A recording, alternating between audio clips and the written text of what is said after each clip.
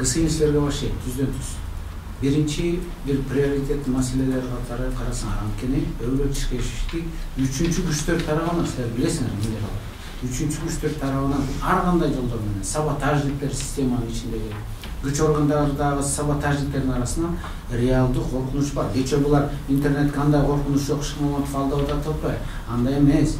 Реально ошону контролго алып, улуттук коопсуздук кызматынын төрагасына анткени Өмүрөк Тишкевич менен бирдек болсо азыр, не дай бог, мунун баардыгы жаңы бийликке жүктөлөт. Ошондуктан муну надо в оба смотреть. Азыр адам өлтүргөн адамды, убийца адамды алып келип подселять этебиз деп атат. Который вообще воляга чыкпайм, я здесь буду жить, воляга чыкса мени өлтүрүп коет деген адамды алып келип жанына жаткырабыз деген. Ушул как мен кече ошону укканда давлением көтөрүлүп, жүрөгүмө изменение болуп жаттым кече.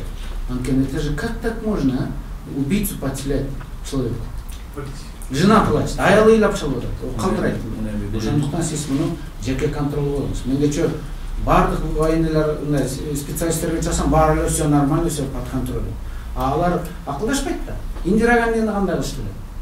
Так что муну деген үчүнчү күчтөр ар кандай провокация болушу мүмкүн. Мына менин наматым сизге жеке